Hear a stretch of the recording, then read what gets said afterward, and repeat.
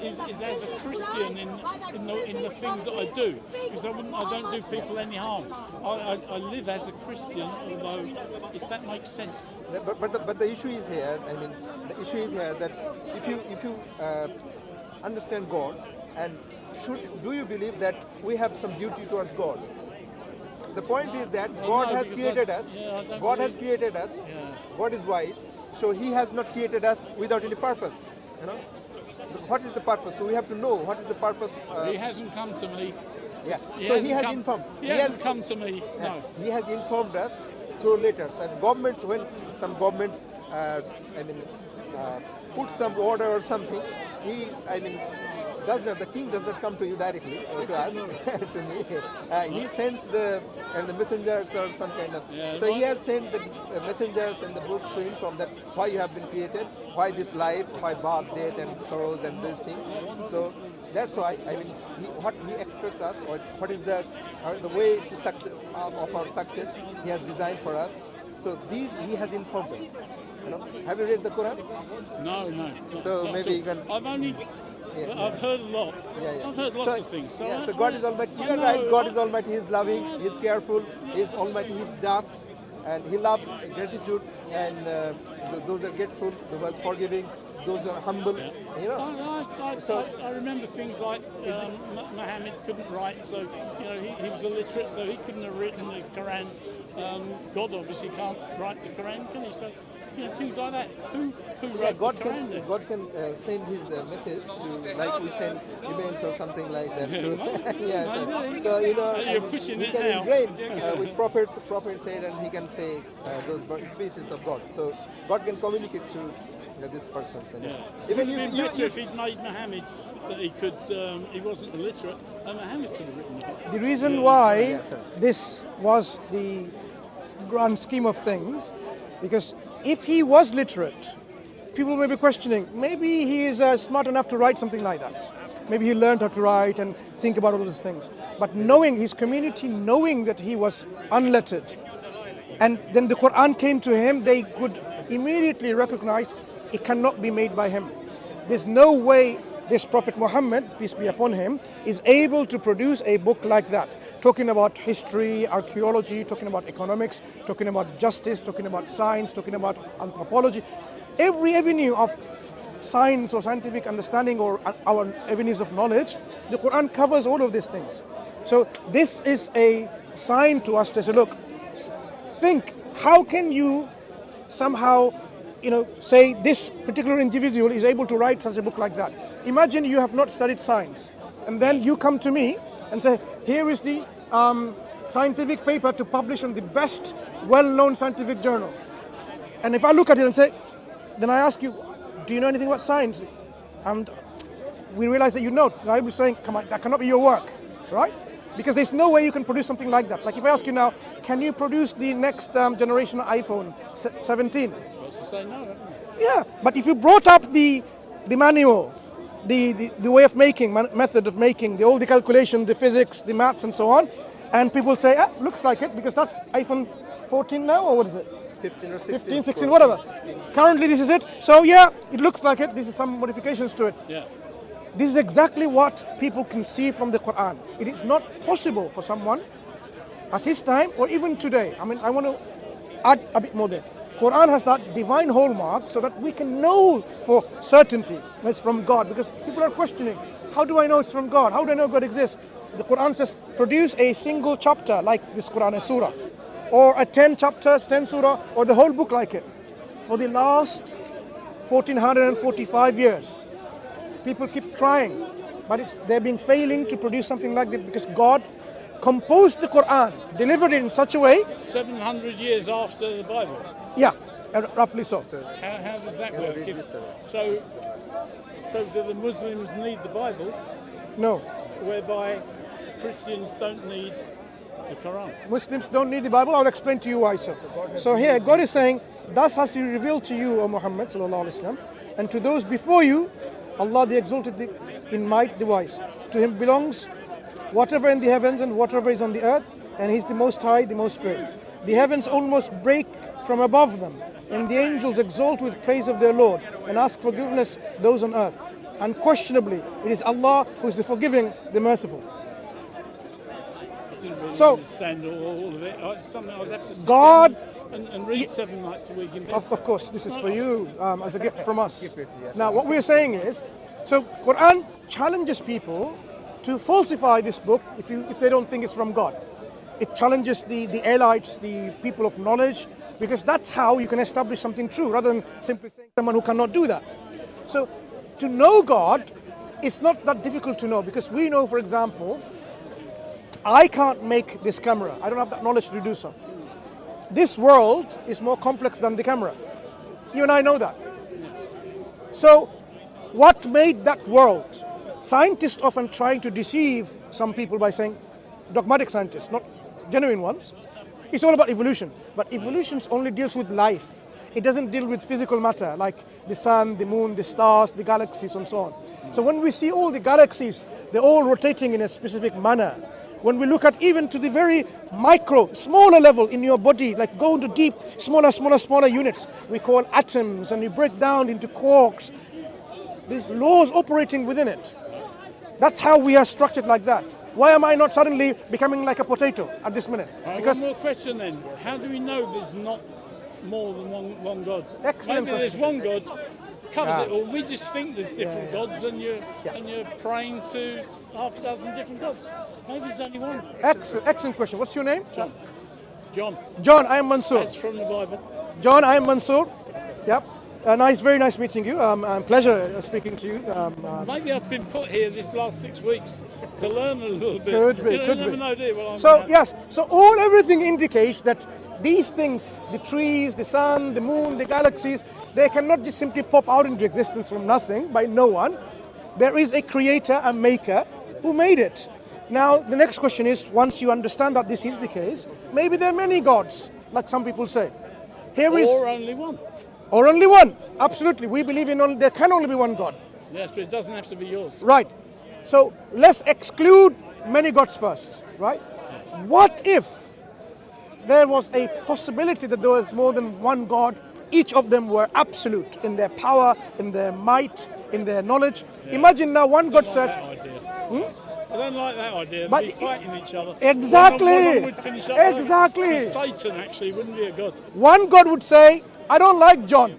Yeah. I want him to become into now a cauliflower. You become a cabbage. 76-year-old cauliflower. Yeah. Now the other God says, no, I like John. He's very honest, very sincere, truthful, a man of integrity, righteous character, caring. And I'll give him a bottle of scotch. Right, caring, and he's going to avoid things that's going to befog his mind, like alcohol and scotch later, inshallah, God willing. Sure. Yep, because it does befog people's minds and impairs judgment. So the other God says, no, I want him to be as he is. Healthy, caring, loving, nice individual as he is.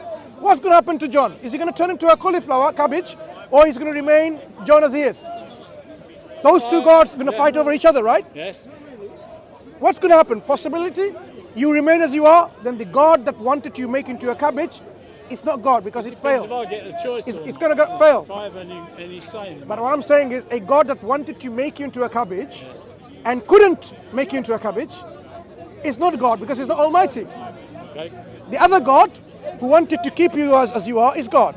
And if you turn into a cabbage, then the other God which wanted to keep you as you are, John, is not God.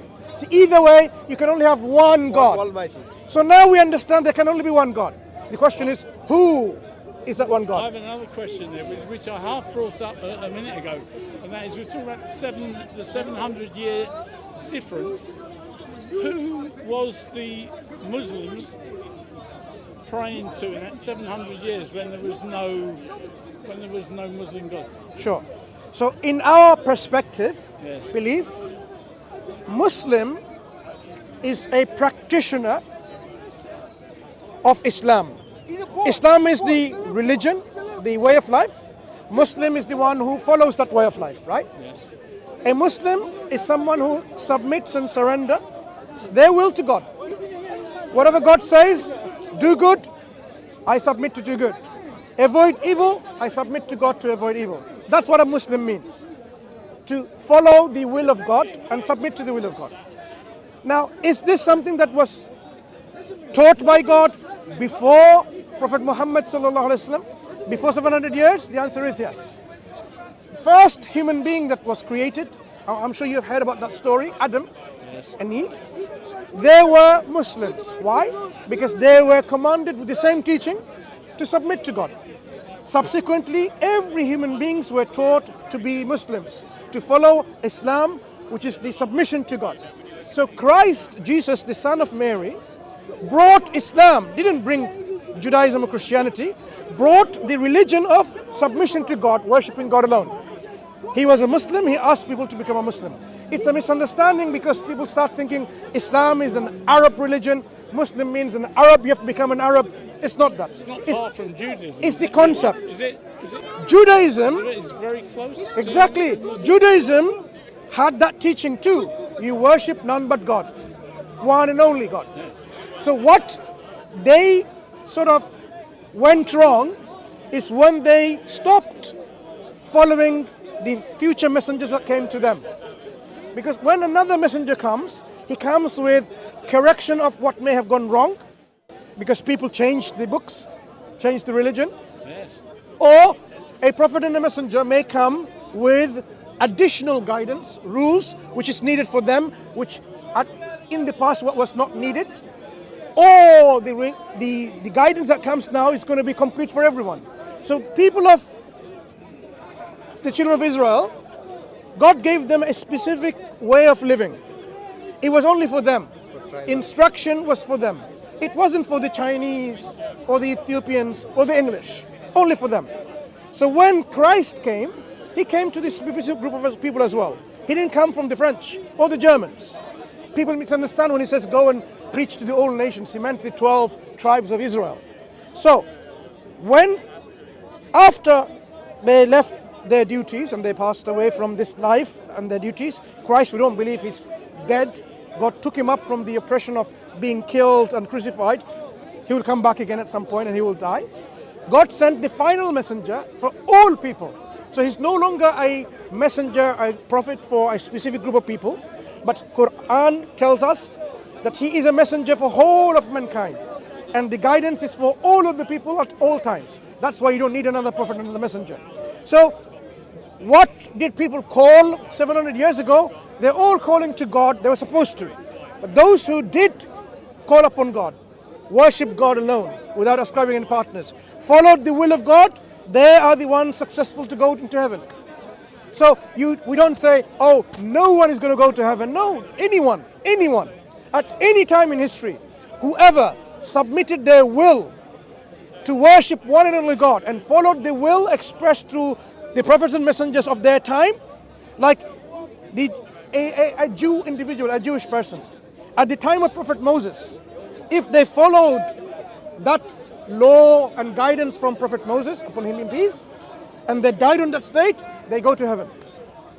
So to be a successful individual, all one people needs to do is follow the messenger who is current and submit to the will of God. And now today, who do we have? Which prophet who is current?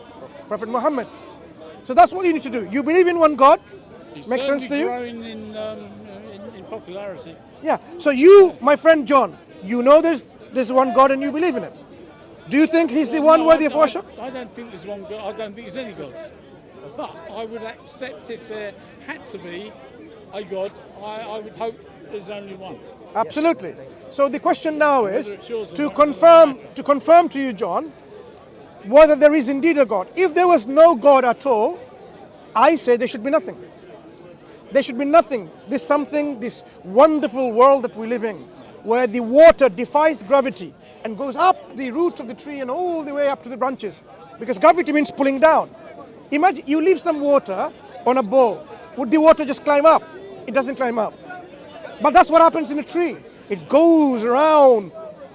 Scientists will tell you that's evaporation. Scientists and explain how it happens. No, scientists tell you the law, the process and the law. The walk of Yeah. What made that law? Who made that law, rather? That every time we will say it's the lawmaker. The lawmaker is not a scientist because they only discovered that law. They didn't make it. They discovered, meaning they found, and they have now come to know that this is the law that's operating. The scientists didn't make that law. our parents didn't do it, who could have made that law?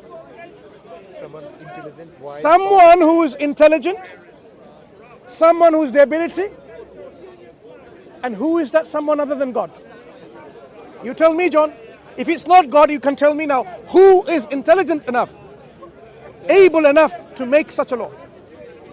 That one I don't know, but what I do know is there's some marvellous magicians in this world that you couldn't, that can have a blanket and turn it into, and an elephant comes out of that blanket 10 seconds later. It's illusions of the eye. Yes, it is.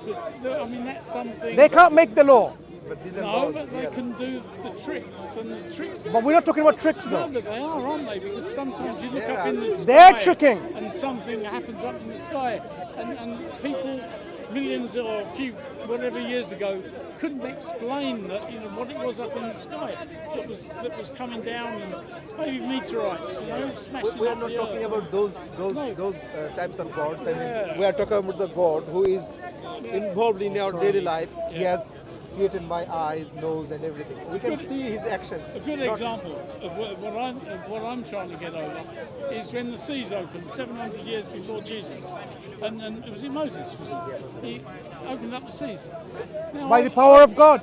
You say that, but I was in Ibiza in a bay when the tsunami we had a few years ago, and I was there when it happened, and the bay emptied of water. And 10 minutes later, 15 minutes later, it came back. Now that, to most people, would have been an absolute miracle. But we knew what it was. 2,000 years ago, they wouldn't have known. Can you do it now? No, not unless we have a tsunami, then it would happen again, wouldn't Those it? types of external events needs a special situation. In normal days, normal day situation.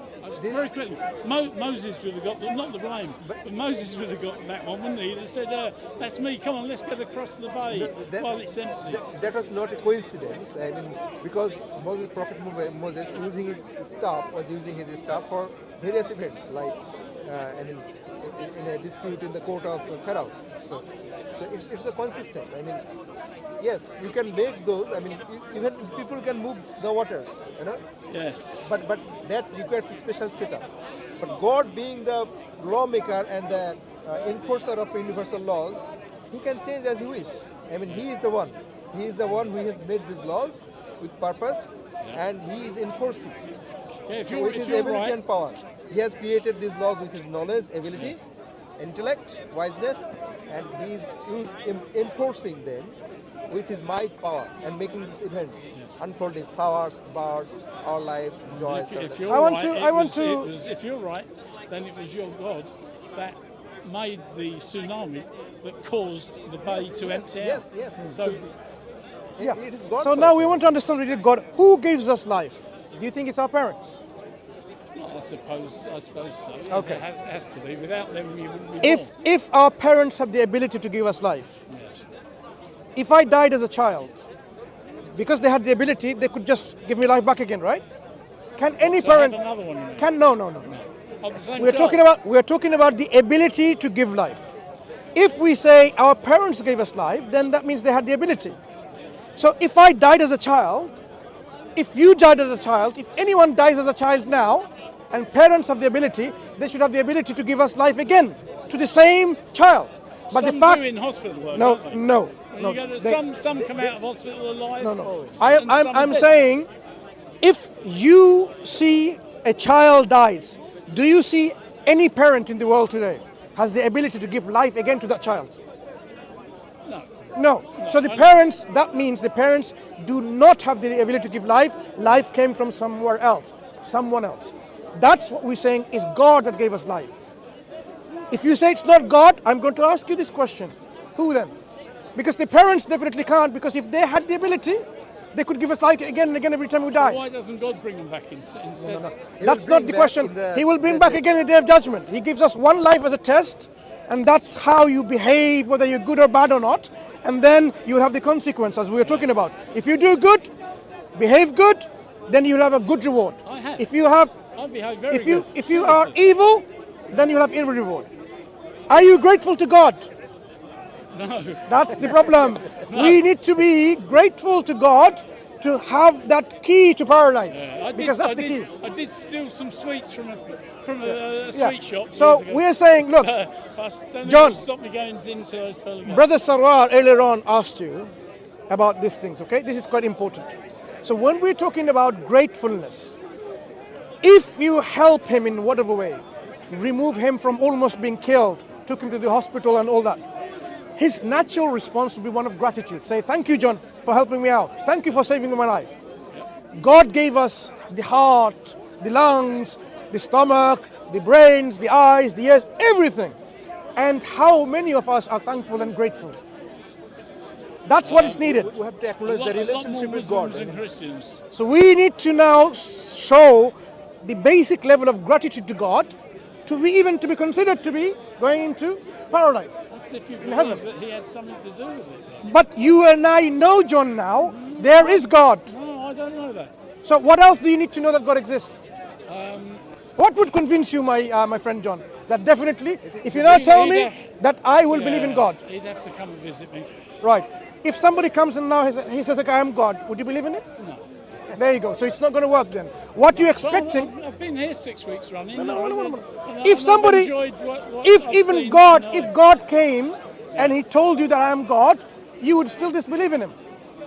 So it's finding out what your expectations are, as I was saying earlier on. What are you expecting for? Do you think there should be stairs going up to heaven and then you'll believe in God? Do you think the dead should speak? Do you think there should be a mountain of gold and you'll believe that God exists? I've got to see a miracle that affects me. I'm not asking for anything, but it affects me. Maybe Every saves the moment life there's a miracle. of my wife. Or, Every or moment, whatever. John, every moment a miracle is When happening. I need him. Okay. Every moment. Then maybe I'll ask. But every moment a miracle is happening. Are you beating your heart? No. Stop no. beating. Try to stop beating. Say, heart, stop beating. It's not voluntary, is it? So every moment of your heart is a miracle. God is making sure your heart beats. And when the time expires, everyone has a fixed time, then we will die. I want that done for a relative or someone. Because everyone has a fixed on time. the deathbed and Everyone has a fixed time. You cannot prolong it. You cannot delay it. That is the time fixed for every individual. And within that time frame, as Brother Sarwar said earlier on, one needs to dispose of their duty and obligation that they had in term with God. Did they fulfill the purpose of your life? Your shoes have a purpose. Your eyes have a purpose. Your goggles, your prescription glasses have a purpose. Every part of your body have a purpose. And you're saying you as a whole doesn't have a purpose in life? Other than evolving into an even nicer person, hopefully. Did as I you, get older, John? I believe I have. I was a little shit when I was 15 John, years old. John, think. Did you make the purpose of your ears to hear and to have balance? Did you make it? Did you design it? No, but who did? You're going to say Right. God did. So the question is, since you did not design the function of your ears and your nose to smell, the eyes to see, and so on, all of your body, what is the purpose of your body? All of it together, which is not set by you. To live a good life and help other people during it. I have 30 children, grandchildren, great-grandchildren, and another one on the way, so it's 31. So I've had a very, very happy life. You couldn't be much happier after having. So you should be more grateful to God. Yeah. So you should be more grateful to God. Yeah. But it was me or my children that done it. It wasn't God, as far as If he wasn't God, we'll be all. If God didn't wish us to remain, for example, as we are, because He is in the control of all affairs. He's given us all these blessings, so much blessing. In the Quran, I want to show you, Surah chapter 55. Right. When you go there at one point, I mean, you've got glasses. If there is a God, He's made me very happy. You see. Yes. Yeah. I've got happiness throughout Chapter my life. 55 continues to tell at least 31 times God asks you, what favors of your God, your Lord, would you then deny? Keeps on by telling you these are the favors He's done. what would you deny? So there are so much favors God has given us. That sounds like advertising in the supermarket. They just keep saying the same Sorry. words. Yes, You know. No, what I'm saying is, very good. And the God, second acknowledges God, that, yeah. God reminds us of His favors so that we can come back to our senses saying, oh, of course, He's given us life, the provision, and all of that. So we should really be grateful to God.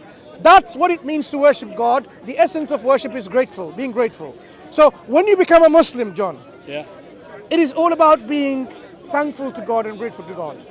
Being thankful and grateful to other human beings. Looking after the environment. Looking after the children, the elderly. Being truthful, being just, being kind, being merciful, being compassionate, being reasonable. I do all those except the first one. Now, Yes. being all of that, when you come to Islam, you'll realize it will uplift you even more.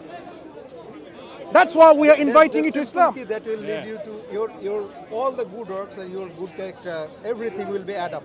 Like 1 up 0. I mean, if you put 1 before 30, then it will become 1,000. You know, if you remove 1. Have you heard of brownie points? Yes. You know what that is? Yeah, Brownie yeah. points. So that's what it sounds like. You've got to do lots of good things, which I do. It's the praying bit. If you pray, you get more brownie points, and you got more chance. Let me just give you one example. One example that suffices. Suppose you work for a company, right? The company employed you. That's what your job role was. At one point when you work, you're now retired? Yes. Right. Yeah. When you were working for a company, you knew that you had the moral duty or the legal duty, whatever obligation it was, to turn up to work if it was to go to the offices or wherever it is, at a certain amount in time, in the morning, whatever time it was, and then finish at a certain time. Have some breaks in between, and do the works for that company, whatever it was. Yes. And at the end of a week or a month, they give you some wages, a salary, as a compensation to your work and a reward of your time that you've given to them. Now, suppose you are employed, instead of doing the work for the company, you went to his company and you did all the work, which is a competitor. Now, do you expect the company that you're employed at the end of the month to give you the salary because you actually work for the competitor? No, of course not. Of course not. So all the good works that you think doing, if you don't do it for God, then why would you expect some reward from God when you're doing it for someone else, your own self? If you're doing it for your own self rather than from God, then why should He then reward you? Another point is that. And the other point is we're talking about, I like the idea of being one God, but maybe there's 10 gods and He's one of them. So maybe you move from one God to another when you... There is only one God, we established that. One Well, God. we hope so. Yes. Yeah. No, And another point if is that. there was a God, Another point, I believe there would only point be is one that God. we are using God's favor so much that even if we do thousands of good works and we deny God's favor or be ungrateful, this smaller